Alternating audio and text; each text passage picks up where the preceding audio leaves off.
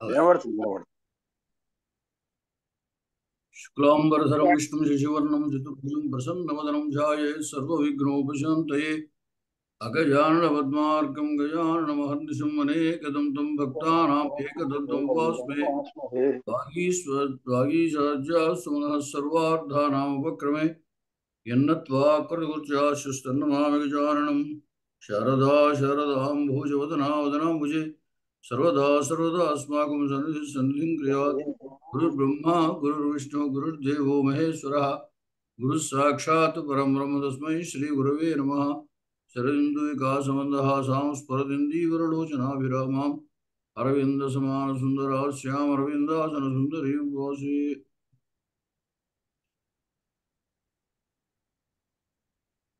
నిన్న మనము ఈ శ్లేషాలంకారము చెప్పుకుంటున్నాము. ఆ శ్లేషాలంకారంలో మొదటిది ఒక ఉదాహరణ చెప్పాం. శ్లేషని ఏదో 3 రకాలుగా చెప్పారు.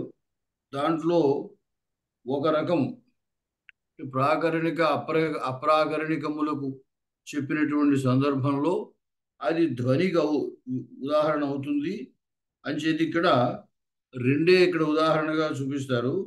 ప్రాకరణికయోః ద్వయోః అర్థయోః ఉపన్యాసః లేదా అప్రాకరణికయోః ద్వయోరర్థయోః ఉపన్యాసః అని. 2 ప్రాకరణికములు కానీ 2 అప్రాకరణములు కానీ ఉంటాయి అని చెప్పారు. దానికి ఉదాహరణగా ఇక్కడ ఈ సర్వదో మాధవ అనేటువంటిది ఇచ్చారు. ఏనధ్వస్తమనోభవేన బలిజిత్ కాయ పురా స్త్రీకృత. ఈ ఉదాహరణలు ఈ విశేషణాలన్నీ కూడా విశేష్యమైనటువంటి సర్వదో మాధవ అనే దానికి శ్లిష్టములు 2 అర్థాలు కలిగినటువంటివి అన్వయిస్తున్నాయి అన్నమాట. ఈ సర్వదో మాధవ అనేది విశేష్యం. ఆ విశేష్యం కూడా సర్వదా మాధవ అని విష్ణుపక్షంలోనూ సర్వదా ఉమాధవ అని శివపక్షంలోనూ అన్వయిస్తాయి. కాబట్టి విశేష్యముల సామ్యములు ఉన్నట్టయితే అది శ్లేష అని చెప్పారు కదా. ఇక్కడ ఇద్దరూ కూడా ప్రార్థన చేస్తున్నాం కాబట్టి పాయాత్ సస్వయం అని అనడం వల్ల రక్షించుగాక అని అంటున్నారు. మనం ప్రార్థన చేస్తున్నాం కాబట్టి అది విష్ణువు అయినా శివుడైనా ఇద్దరూ కూడా సందర్భంలో ఉన్నవాళ్ళే. ఇప్పుడే అంటే ప్రార్థనా సందర్భానికి సంబంధించిన వాడు కాబట్టి ప్రాకరణికములు అంటారు. ప్రకరణము అంటే సందర్భం అనుకోండి. ఆ సందర్భంలో తగినటువంటిది ప్రాకరణికము. ప్రకరణే యోగ్యం ప్రాకరణికం. అది తర్వాత నీతానాం ఆకులీభావం లుబ్ధై భూరిశిలీముఖై సదృశే వనవృద్ధానాం కమలానాం త్వదీక్షణే అన్నారు. లుబ్ధానాం ఆకులీభావం లుబ్ధై భూరిశిలీముఖై సదృశే వనవృద్ధానాం కమలానాం త్వదీక్షణే. ఇక్కడ ఆమె యొక్క కన్ను త్వదీక్షణే, నీ యొక్క కన్నులు.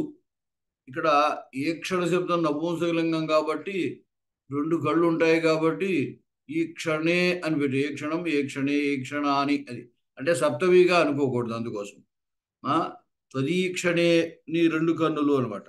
కన్నులు లుబ్ధై భూరిశిలీముఖై లోభము ఆ శిలీముఖములు ఆ తుమ్మెదలు ఆ పద్మమునందు ఆ లోభముతోటి ఏదో తేనె ఆస్వాదించవచ్చు అనేటువంటి లోభముతోటి తిరుగుతూ ఉంటాయి. ఇక్కడ ఆ లుబ్ధములైనటువంటి ఆశతో ఉన్నటువంటి భూరిశిలీముఖై అంటే అనేకములైన ఆ తుమ్మెదల చేత ఆకులీభావం నీతానాం ఆకులీభావాన్ని కలిగించబడిన అంటే కంగారు. ఆకులీభావం అంటే బాధ ఇబ్బంది అని తాత్పర్యం. ఆకులీభావం నీతానాం వనవృద్ధానాం కమలానాం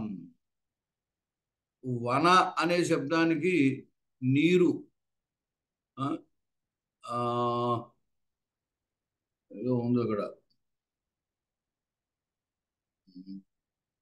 మర్చిపోయింది. సర్లేండి. అమరంలో వన శబ్దానికి పర్యాయ పదాలు చెప్తారు. సర్లేండి. వనము అంటే నీరు అని, మన వనజ అని పేరు పెట్టుకున్నారు కదా. అంటే వనజ అంటే అడవిలో పుట్టిందని అర్థం కాదు, నీళ్ళలో జన్మించినటువంటి పద్మము అని అర్థం. కాబట్టి ఇక్కడ వనవృద్ధానం అంటే నీటిలో వృద్ధి చెందినవి, లేదా నీటి చేత వృద్ధి చెందినవి అనొచ్చు, లేదా నీటిలో వృద్ధి చెందినవి అనొచ్చు. వనవృద్ధానాం కమలానాం, కమలములకు అంటే పద్మములకు సదృశే సమానమైనవి. ఇప్పుడు ఇక్కడ ఏం చెబుతారంటే, నీ కన్నులు ఆ వనములో పెరిగినటువంటి నీటిలో వృద్ధి చెందినటువంటి పద్మములతోటి సమానమైనవి అని చెప్తున్నాను. ఒక ఒకనొక ప్రేమికుడు తన ప్రియురాలుని ఈ విధంగా ప్రశంసిస్తున్నాడు అనమాట. ఇక్కడ రెండు రకాలుగా భూరి శిలీముఖై ఆకులానాం అనేటువంటి చోట భూరి శిలీముఖము అంటే బాణము అని కూడా అర్థం.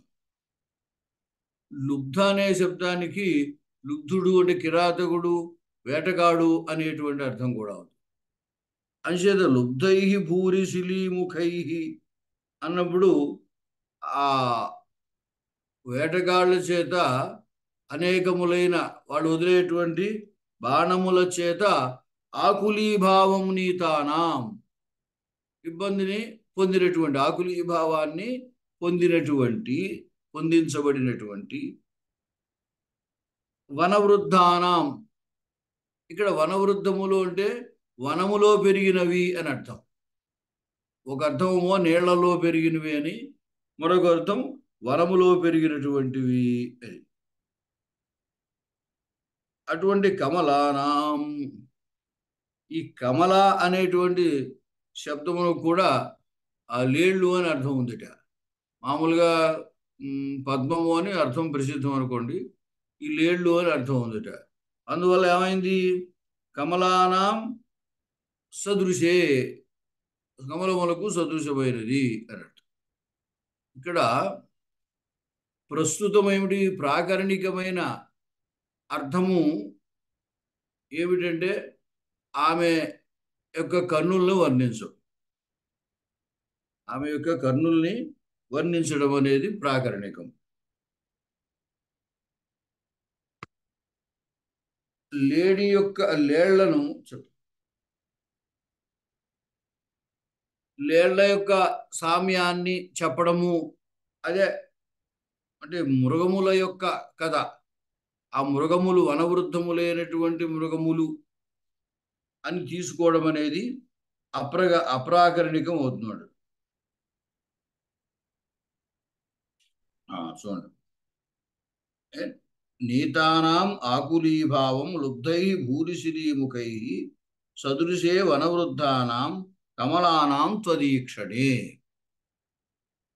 నీ యొక్క కన్నులు ఆ తుమ్మెదలు, లుబ్ధములైనటువంటి ఆ తుమ్మెదల చేత ఆకులీభావం పొందింపబడినటువంటి కమలానాం సదృశే, పద్మములకు సమానమైనవి అనేది ఆయన ఎవడు ప్రేమికుడు ఆ ప్రేయసిని వర్ణించేటువంటి సందర్భంలో అర్థం. అది ప్రాకరణికమైన అర్థం. దీంట్లో మనం ఇంకొక అర్థం ఏమనుకున్నాము, ఆ కిరాతుల యొక్క బాణాల చేత వ్యాకులత్వాన్ని పొందింపబడినటువంటి వనములో పెరిగినటువంటి మృగములు, ఆ మృగములకు సమానమైనవి అనేటువంటి అర్థం వచ్చిందనమాట. దానివల్ల ఏమవుతుంది, అప్రాకరణికమైన అర్థం.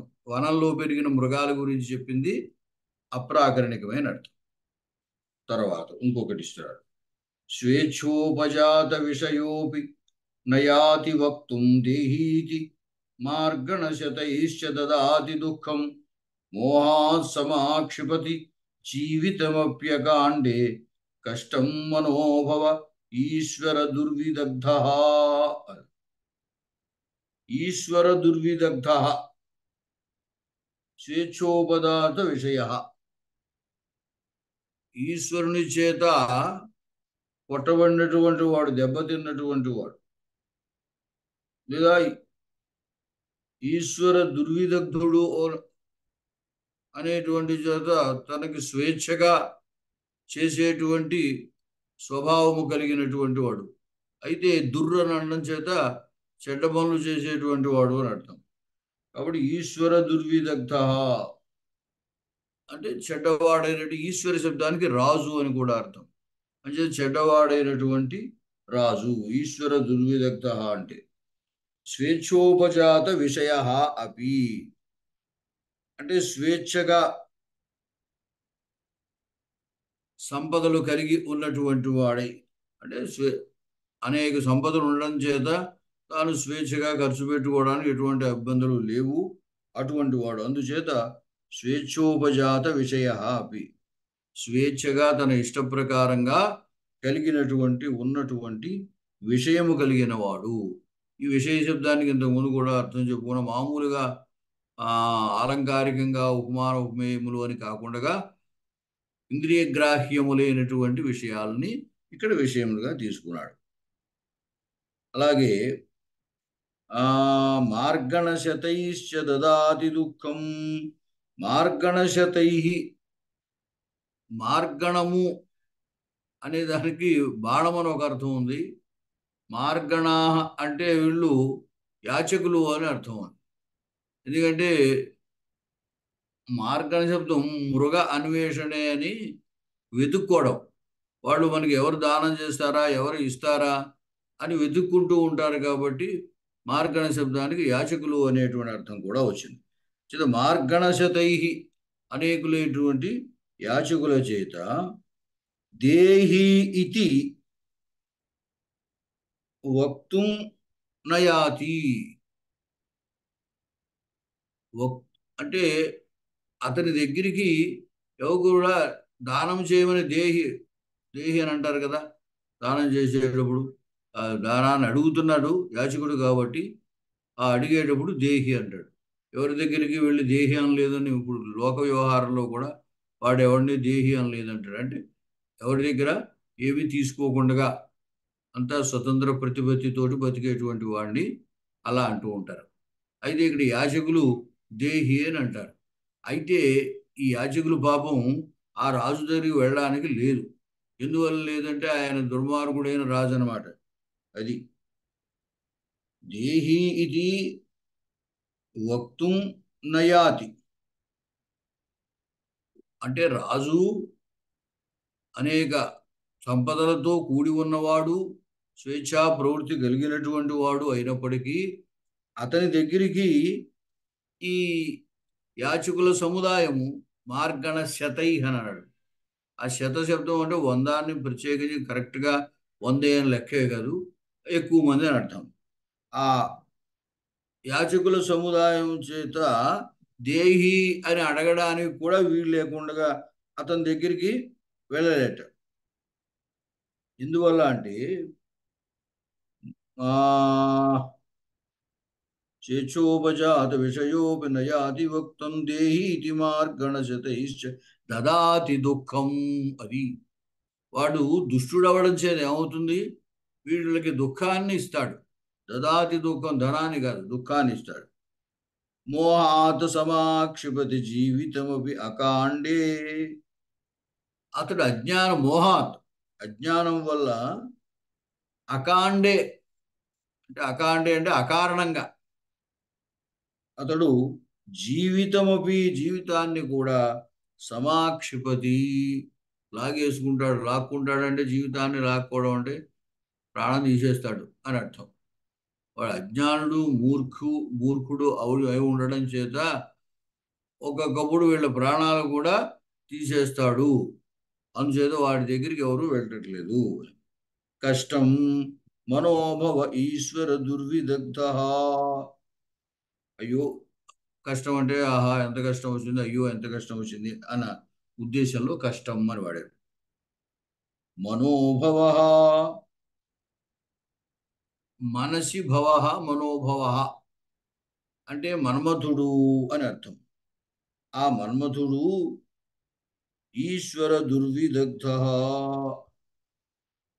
ఈశ్వరుడు చేత దహింపబడినటువంటి వాడు.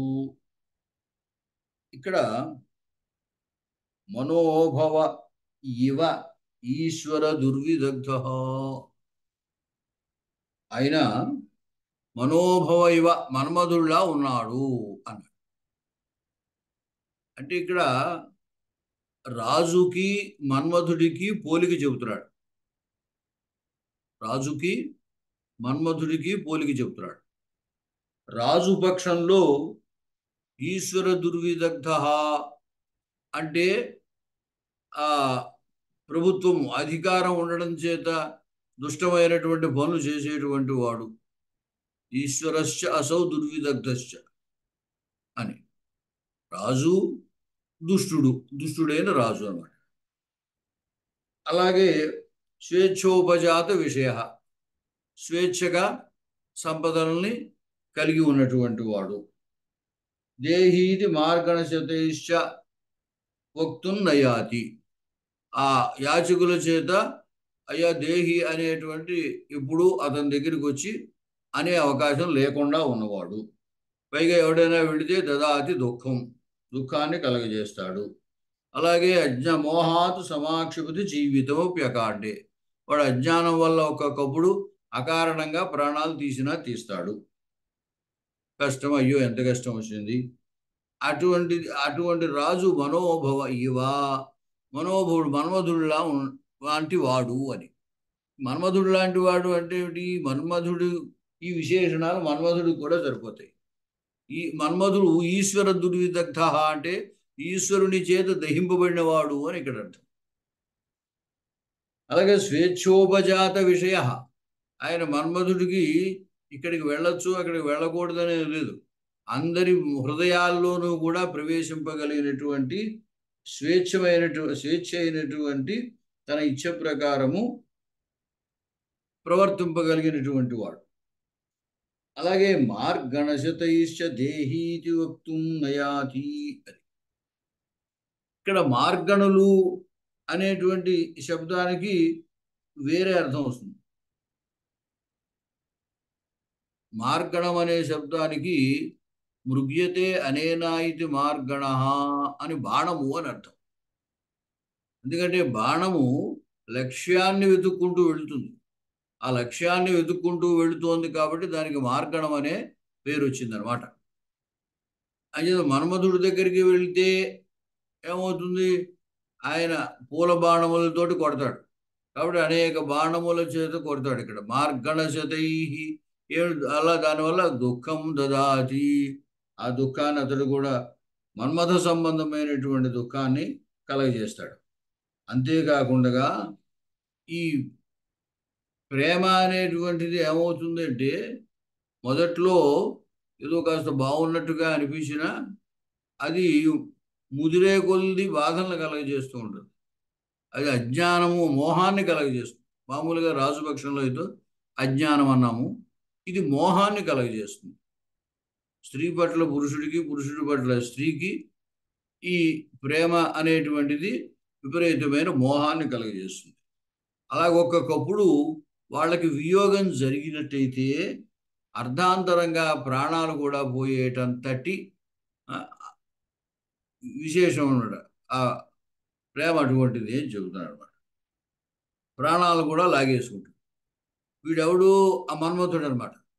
ఈ మన్మథుడు అనేటువంటి వాడి దగ్గరికి ఎవడైనా వెళ్తే బాణాల చేత వాళ్ళని బాధ పెడతాడు.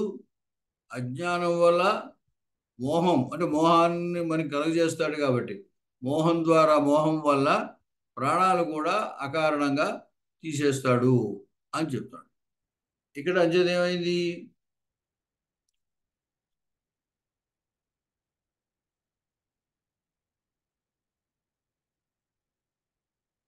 ఒకటి ప్రాకరణికము, ఒకటి అప్రాకరణికము.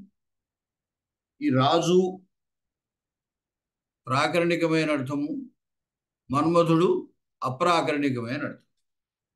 దానికి వివరణ ఆయన ఇస్తున్నారు. అత్ర హరిహరయో ద్వయోరపి ప్రాకరణికత్వం. అంటే 3 శ్లోకాలకి కలిపి ఒకటే వృత్తి రాశారు ఆయన. మొదటి శ్లోకంలో సర్వదో మాధవ అనేటువంటి చోట ఆ పాయాత్ అంటున్నాడు కాబట్టి ఆ విష్ణువు శివుడు ఇద్దరు కూడా ప్రాకరణికులే, అంటే ప్రకరణానికి సంబంధించిన వాళ్ళే, సందర్భానికి సంబంధించిన వాళ్ళే. రెండవ దాంట్లో పద్మములకు ఆ అదే ఆమె కన్నులతో ఉన్నటువంటి ఆమె కన్నులు, పద్మములకు మృగాలకి, పద్మానాం మృగానాంచ ఉపమానత్వాత్తు అప్రాకరణికత్వం. అంటే వనంలో పెరిగినటువంటి మృగాలకు, నీళ్లలో పెరిగినటువంటి పద్మాలకు, రెండిటికి అక్కడ అప్రాకరణికత్వమే. ఎందువల్లంటే కన్నులు ప్రధానం. అసలు ఇక్కడ ఒకటి అప్రాకరణికం, ఒకటి ప్రాకరణికం, ఒకటి అప్రాకరణికం కాదు, రెండూ అప్రాకరణికములే. ఎందువల్లంటే అక్కడ కన్నులు ప్రధానం. ఆమె యొక్క కన్నులను వర్ణిస్తున్నాడు. నీ యొక్క కన్నులు ఇలా ఉన్నాయి అని వర్ణిస్తున్నాడు. వేటితో పోలుస్తున్నాడో ఆ రెండూ కూడా అప్రాకరణికములే. పద్మాలతో పోల్చినా లేక మృగాలతో పోల్చినా అప్రాకరణికములే అవుతాయి. అందుచేత ఏం చెప్తున్నాడు ఇక్కడ? పద్మానాం మృగాణాంచ ఉపమానత్వాత్ అప్రాకరణికత్వం. ఆ రెండు ఉపమానములే.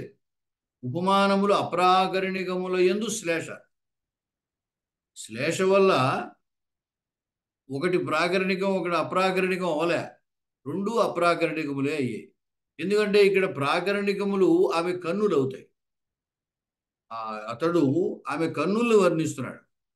కన్నుల్ని వర్ణిస్తూ ఉంటే దానికి ఉపమానంగా చెప్పినటువంటి చోట ఆ ఉపమానము శ్లేషగా వాడాడు.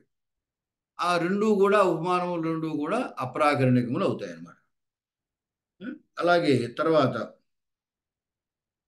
ఈశ్వరుడు మనోభవుడు.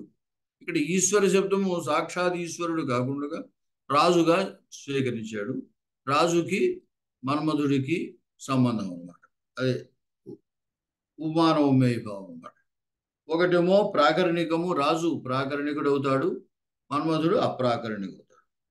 ఈ విధంగా అంటే మనకి 3 చెప్పాడు కదా పైన, ఆ మూడిటికి ఉదాహరణలు మాత్రం ఇచ్చారు.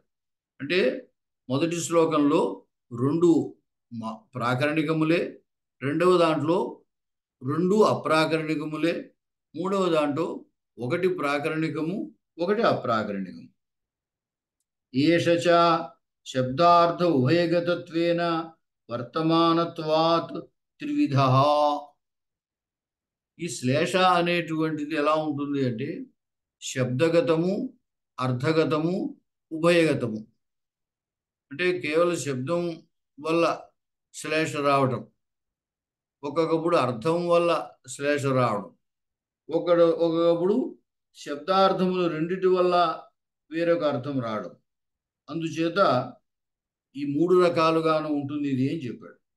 తత్ర ఉదాత్తాది స్వరభేదాత్ ప్రయత్నభేదాత్ శబ్దాన్యత్వే శబ్దశ్రేషు యత్ర ప్రాయేణ పదభంగో భవతి.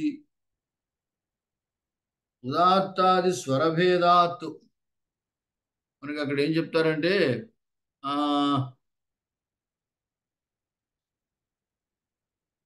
కాకుస్వరము అని అంటుంటారు. దానివల్ల ఏంటి, మన ఉచ్చారణలో ఆ స్వర విశేషం వల్ల వేరొక అర్థం స్ఫురిస్తుంది. ఇప్పుడు ఎవరో ఇంటికి వచ్చేడు వాడు రావడం మనకి దయచేయి అంటాం.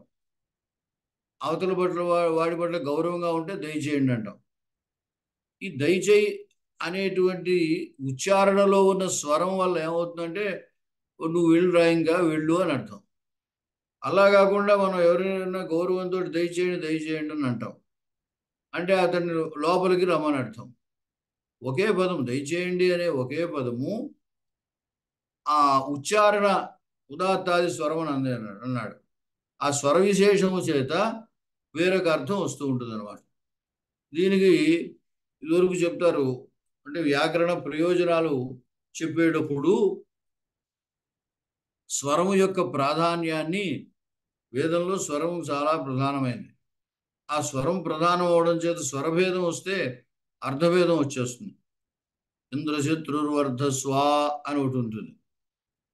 వృత్రాసురుడు ఒక యజ్ఞం చేశాడు.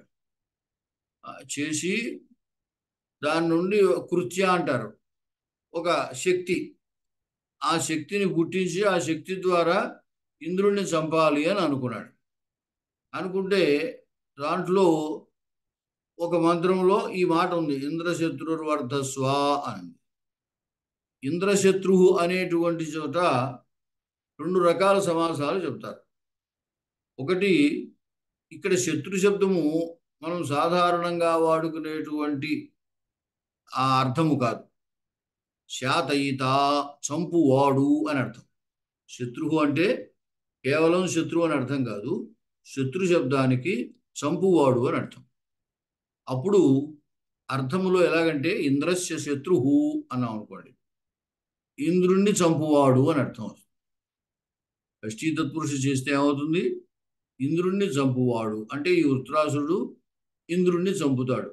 అలా చంపేవాడుగా వర్ధస్వ, వృద్ధి పొందుము, ఇంద్రశత్రు వర్ధస్వ అనే దానికి అర్థం.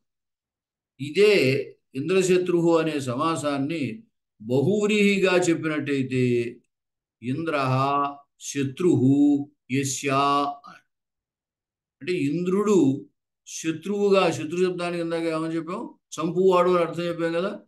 అంచేది ఇంద్రుడు చంపువాడుగా ఎవరికైతే ఉన్నాడో వాడు అని అర్థం. చంపేవాడు ఇంద్రుడు. ఇక్కడ ఇంద్రుడు చంపువాడుగా ఎవరికైతే ఉన్నాడో అతడు వర్ధిల్లుగాక అని అర్థం. అంటే ఏమైనట్టు, ఈ వృత్రాసురుడిని ఇంద్రుడు చంపుతాడు అని అర్థం వస్తుంది. బహువ్రీహిలో అయితే ఇంద్రుడు చంపేవాడు అవుతాడు. షష్ఠీ సత్పురుష అయితే వృత్రాసురుడు చంపేవాడు అవుతాడు.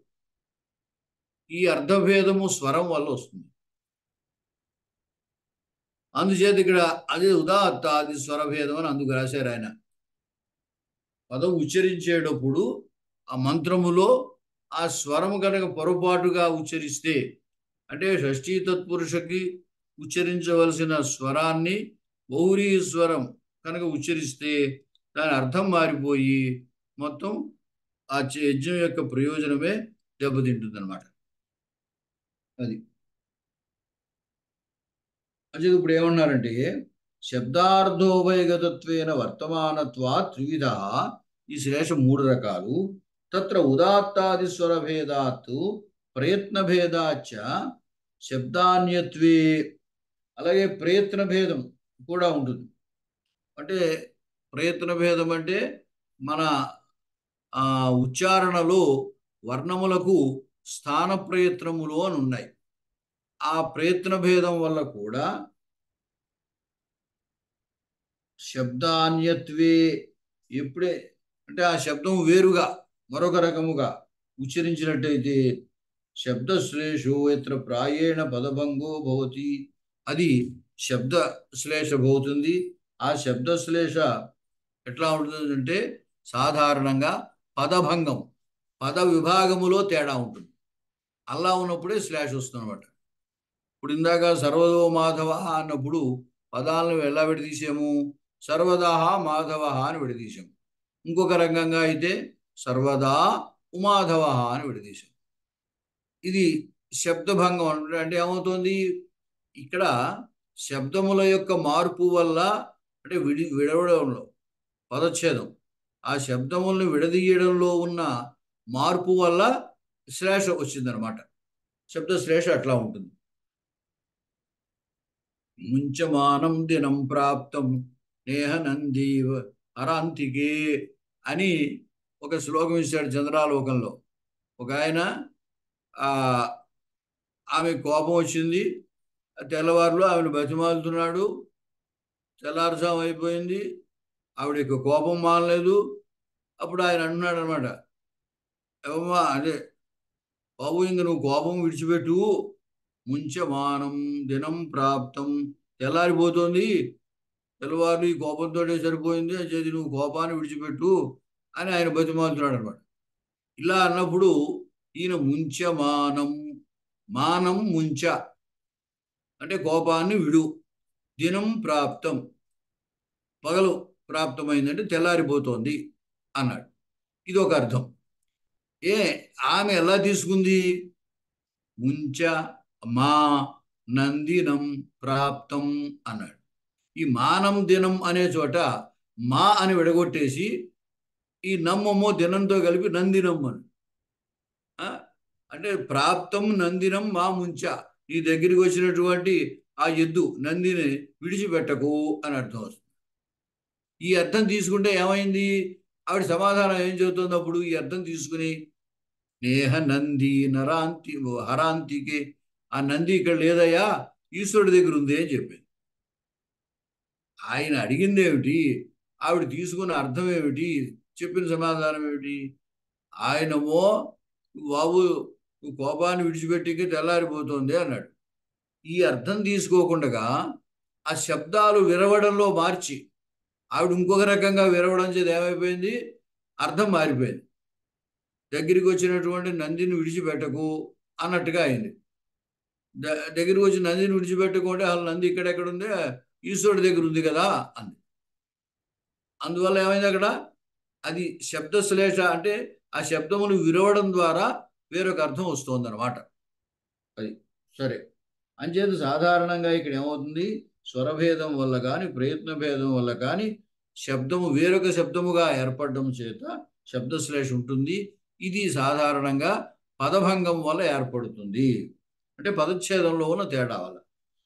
అర్థశ్లేషస్సు యత్ర స్వరాదిభేదో నాస్తి.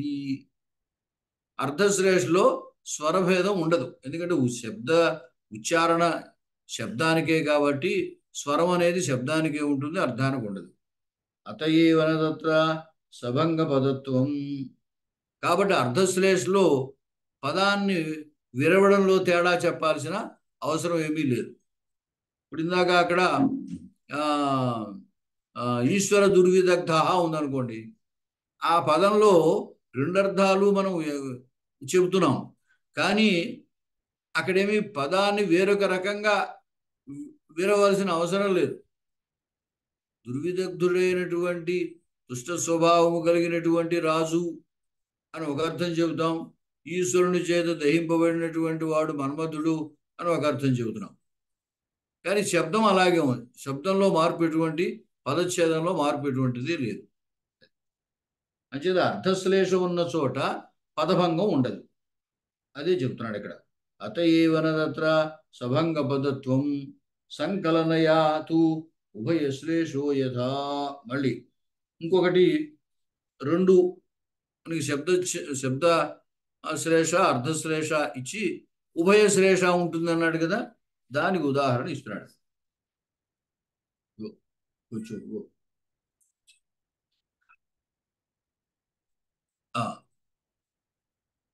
ఒక్క నిమిషం.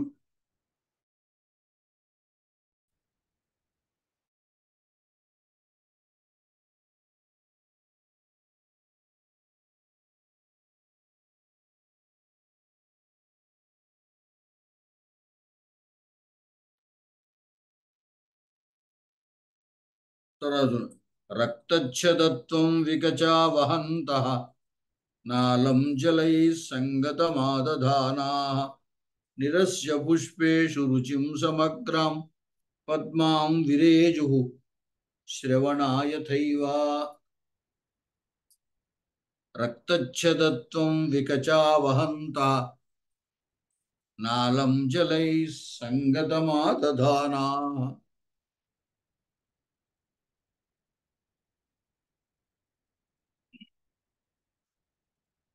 నిరస్య పుష్పేషు రుచిం సమగ్రాం పద్మా విరేజు శ్రమణా యథైవ.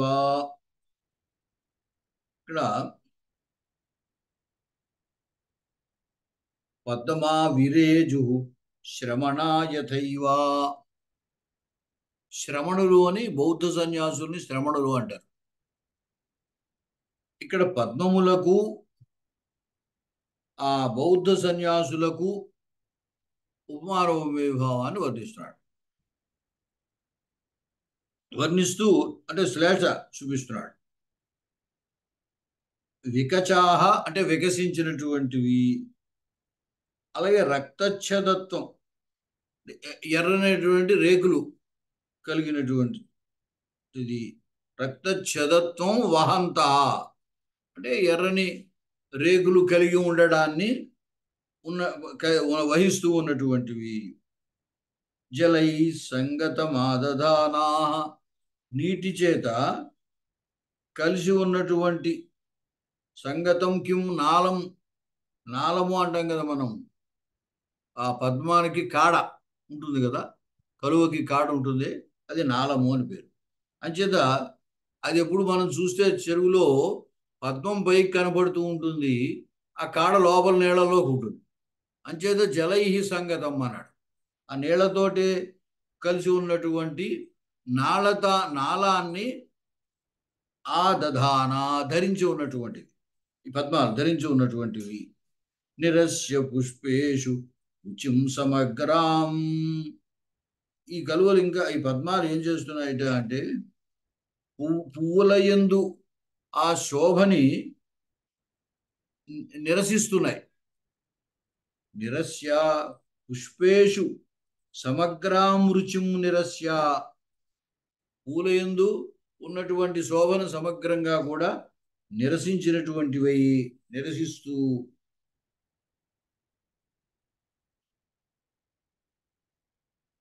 నిరస్య పద్మా విరేజు శ్రమణ యథైవ. పద్మములు బాగా వికసించేయి, ప్రకాశిస్తున్నాయి.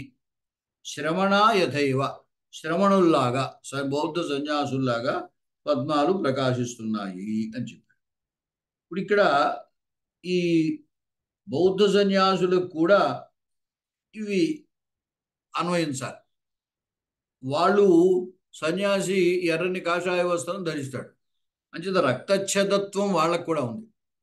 ఇవేమో ఎర్రని రేకులు, పద్మానికి ఎర్రని రేకులు ఉంటాయి. అంచేత ఆ ఎర్రని రేకులు ధరించినటువంటివి పద్మాలు. ఎర్రని వస్త్రానికి ఛద అనే శబ్దానికి ఏమిటంటే చెదిర్ ఆచ్ఛాదనే అనే ధాతు. అందువల్ల ఏమవుతుంది, కప్పేటువంటిది అని అర్థం. ఆ అర్థంలో తీసుకున్నప్పుడు ఏమైంది, ఆ వస్త్రం అయింది అనమాట. ఆ ఎర్రని వస్త్ర ధరించి ఉండడం అనేది బౌద్ధ సన్యాలకు కుదురుతుంది అనమాట. అలాగే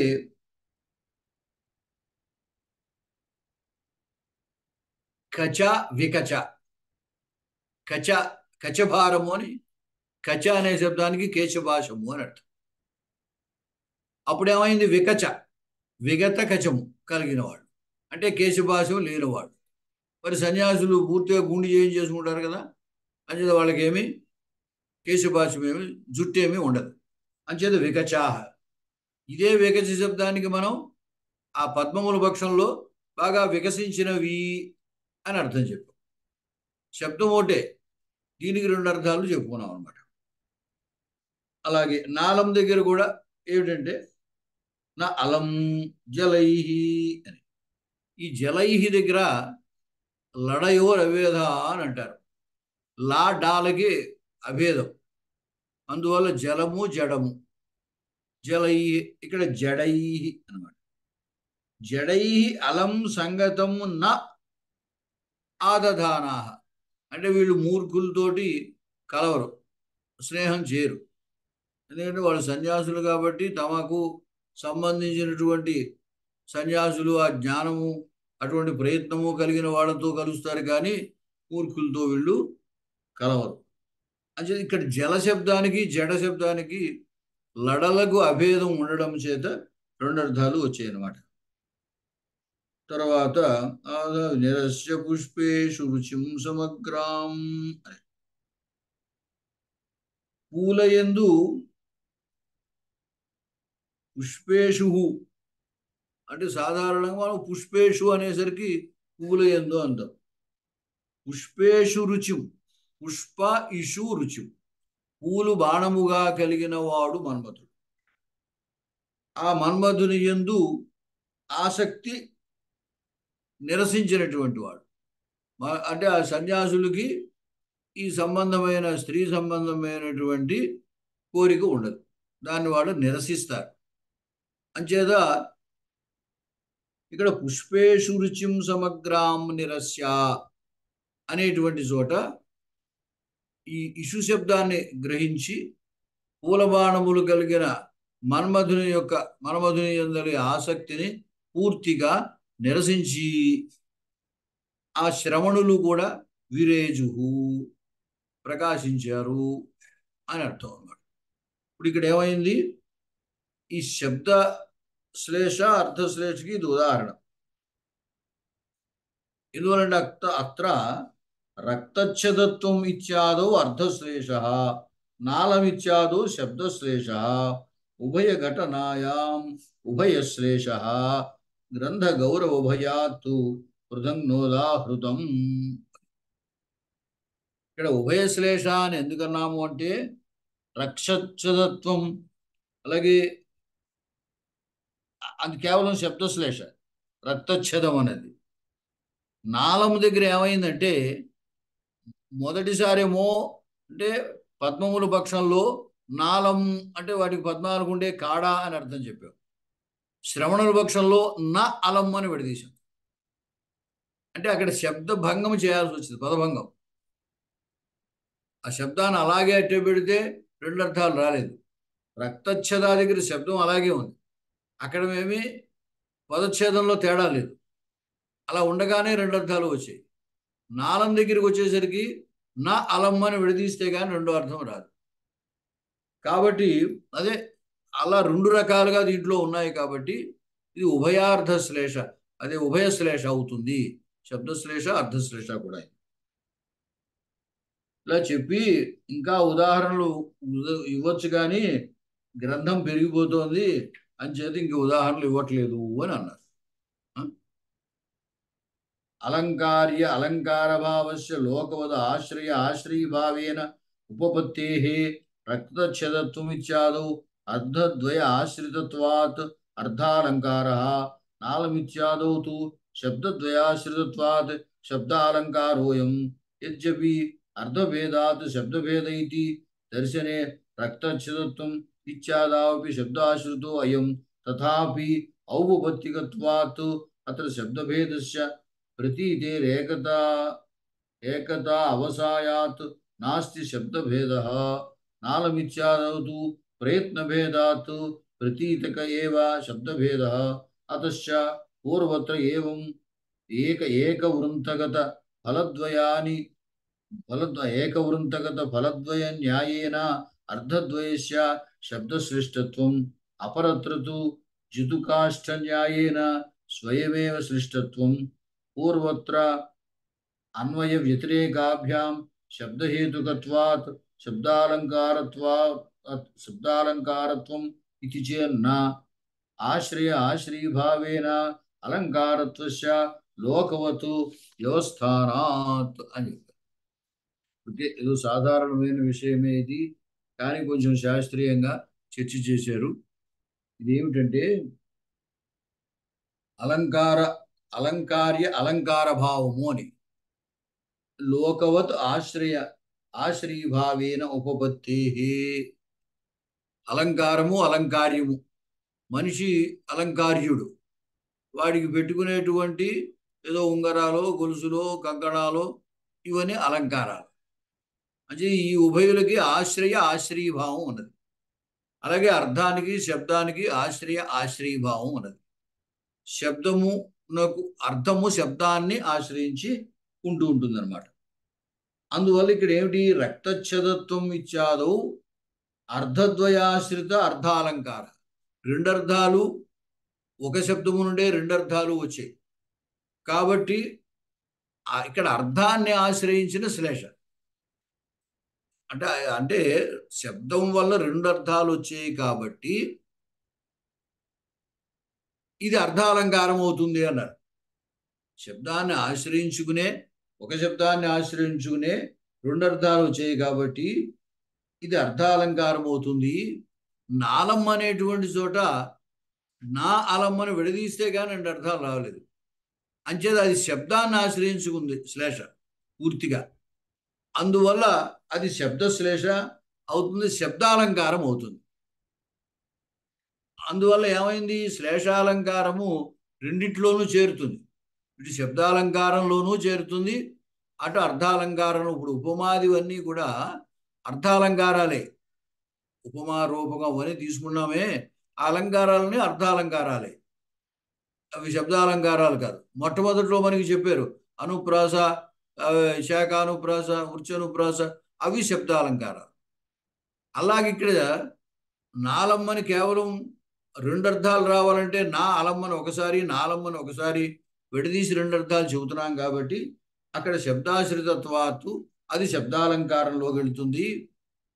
రక్తచ్ఛదత్వం అనే చోట ఒక శబ్దం నుండే రెండు అర్థాలు వస్తున్నాయి కాబట్టి శబ్దంలో మార్పు మనం ఏమీ చేయటం లేదు కాబట్టి అది అర్థాలంకారంలోకి వస్తుంది అని అన్నారు.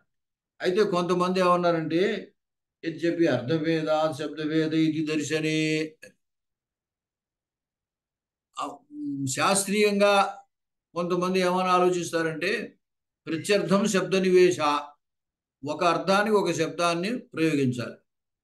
ఒక శబ్దాన్ని అప్పుడు ఎలాగా చూడండి, మనకి రామశబ్దం రాముని బాలుడు శబ్దం తీసుకోండి, బాలహ అంటే ఒక బాలుడు అని అర్థం. ఇద్దరు బాలుడిని చెప్పాలంటే రెండు సార్లు బాల బాల అనాలి. ముగ్గురిని చెప్పాలంటే మూడు సార్లు బాల బాల బాల అనాలి. ఇలా అనాల్సి వస్తుంది. ఎందుకంటే ప్రత్యర్థం శబ్ద నివేశ, ఒక అర్థాన్ని చెప్పడానికి ఒక శబ్దం వాడాలి అని శాస్త్రం చెబుతోంది. నువ్వు ఒక విషయాన్ని ఏదో ఒక పదార్థాన్ని చెప్పదలిస్తే ఆ పదార్థానికి ఒక శబ్దం వాడాలి. కాబట్టి నువ్వు ముగ్గురిని చెప్పదలిస్తే మూడు పదాలు వాడాలి కదా, ఒకటే శబ్దం వాడితే ఎలాగా అంటే అప్పుడు సర్వపాణం ఏకశేష ఏక విభక్తవు అని పాడిన మహర్షి సూత్రం రాశారు. అయ్యా సమానమైనటువంటి శబ్దస్వరూపాలు అయితే అవసరం లేదు, ఒక శబ్దమే చాలు అని చెప్పారు.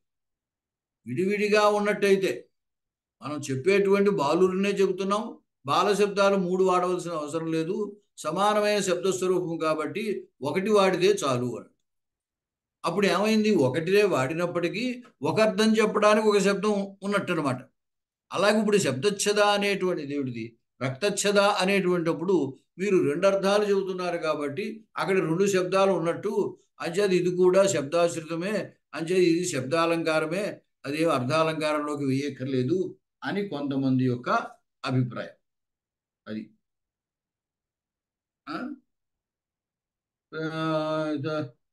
రక్తచ్ఛదతు ఇచ్చాదాపి శబ్దాశ్రితో అయం అన్నారు. తథాపి ఔపత్తికత్వా తత్ర శబ్దభేదస్య ప్రతీతే రేఖత అవసాయా నాస్తి శబ్దభేదః. అయితే ఔపపత్తికత్వాత్ అత శబ్దభేదస్య, ఉపపత్తి శబ్దభేదము ఉపపత్తి ఎలా అవుతుంది, ఔపపత్తికం అంటే శాస్త్రీయమైన ప్రమాణాన్ని చూపించి ఇక్కడ శబ్దభేదాన్ని చెబుతున్నారే కానీ అర్థప్రతీతిలో ఏకత్వమే ఉంది కాబట్టి ఇక్కడ శబ్దభేదం లేనట్టే అని ఈయన అభిప్రాయం. ప్రతీతే ఏకతా అవసాయాత్, దాని నుండి వచ్చేటువంటి అర్థములో ఏకత్వమే కనబడుతుంది కాబట్టి